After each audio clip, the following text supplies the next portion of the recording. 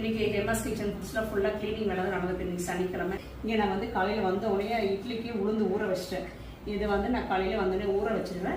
Evening ஒரு 3 மணி போல வந்து எடுத்து அரைச்சி எடுத்து கொண்டு போயிட்டேன். ஏன்னா மறுநாள் காலையில் எனக்கு வீட்டுக்கு தேவைப்படும் இட்லி, அதனால எடுத்து இதை ஊற வச்சிருக்கிறேன். இங்கே இன்னைக்கு என்ன இட்லி ஊற வச்சிருக்கேன் பார்த்தீங்கன்னா ராகி இட்லிக்கு ஊற வச்சிருக்கிறேன். நாளைக்கு ஆடி பெருக்கல, சரி இங்கே வந்து நம்ம ஆஃபீஸில் இன்றைக்கே சாமி கும்பிட்டுலான்னு சொல்லி காப்பரிசி வந்து ரெடி பண்ணி வச்சிருக்கிறேன். இங்கே ராகியும் மாப்பிள்ளை சாம்பார் அரிசியும் போட்டு ஊற வச்சு எடுத்து வச்சுருக்கிறேன். ஒரு 8 மணி நேரம் ஊறிடுது. காலையில் வந்து ஒரு 9 மணிக்கெலாம் போட்டாச்சு. இதையும் எடுத்து நம்ம அரைச்சி எடுத்துட்டோம்னா வேலையாக இந்த வேலையும் முடிஞ்சிடும். இப்படி தான் எனக்கு வேலை. இட்லி இப்படி தான் எனக்கு வந்து காலையில் இட்லிக்கெலாம் இங்கேருந்து அரைச்சி கொண்டு போயிடுவேன். கிரைண்டர்லாம் இங்கே கொண்டு வந்து வச்சுட்டு காலையில் எழுந்து கிரைண்டர்லாம் போட்டுட்டு வர்றதுக்கு நேரம் இருக்க மாட்டேங்குது. அதனால இந்த மாதிரி தான் அரைச்சிக்கிறது. பொரியும் எள்ளு பொரியும் போது எள்ளை எடுத்துடணும். அடுத்தது பொட்டுக்கடலை 1 ஸ்பூன் நெய் ஊற்றி வறுத்துக்கலாம். இங்கே உளுந்து ஓடிட்டு இருக்குது, நாங்கள் அதையும் சேர்த்து 2 ஒன்றா பாட்டு விட்டுருக்கோம். இப்போ ஒரு தேங்காய் இந்த மாதிரி பொடியை கட் பண்ணி 2 ஸ்பூன் நெய் ஊற்றி வறுத்துட்ருக்குறேன். இந்த தேங்காய் பொட்டுக்கடலை எள்ளு இதெல்லாம் வந்து நம்மளோட விருப்பம் தான், எவ்வளோ வேணாலும் சேர்த்துக்கலாம். ஆனால் அரிசிக்கு வெல்லம் மட்டும் கரெக்டாக சேர்த்துக்கோங்க. 1 கிலோ பச்சரிசினா 3/4 கிலோ வெல்லம் எடுத்துக்கோங்க, பாகு வெல்லமாக எடுத்துக்கோங்க.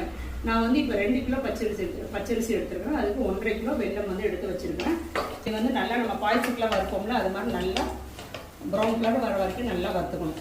இப்போ 1.5 கிலோ வெல்லம், பாகு வெல்லம் இந்த கிளாஸில் 2 கிளாஸ் தண்ணி ஊற்றி கரைச்சிட்ருக்குறேன். கரைச்சிட்டு அதுக்கப்புறம் வந்து நல்லா கரைஞ்சதுக்கப்புறம் பாகு பதத்துக்கு காய்ச்சி எடுத்துக்கணும். இந்த மாதிரி வரணும். இப்போ இது எல்லாத்தையும் ஒன்றா மிக்ஸ் பண்ணி வச்சு இது கூடவே வந்து 1 ஸ்பூன் ஏலக்காய் தூள், 1 ஸ்பூன் சுக்கு தூள் சேர்த்துட்டேன். இப்போ கொஞ்சம் கொஞ்சமாக ஊற்றி கலந்து விட்டுட்டே இருங்க. நல்லாயிருக்கும், வச்சிருந்து சாப்பிட்றதுக்கு சூப்பராக இருக்கும். இப்போ வந்து பார்க்குறதுக்கு தான் ஃபஸ்ட்டு வந்து கட்டியாக இருக்கும். ஆறுனதுக்கப்புறம் பார்த்தீங்கன்னா நல்லா உதிரியாக வந்துடும். இப்போ காப்பரிசி ரெடி. இப்போ சூடாக இருக்கும்ல, இப்படி கட்டியாக இருக்குது. கொஞ்சம் நேரம் ஒரு தட்டில், பெரிய தட்டில் இப்படி பிரித்து போட்டு ஆற வச்சோம்னா நல்லா உதிரியாக வந்துடும். பாக்கு கண்டிப்பாக அதை தெரியுது பார்த்தீங்களா, அதனால் நல்லா உதிரியாக வந்துடும். அதான் காப்பரிசி நீங்களும் செஞ்சு பாருங்கள்.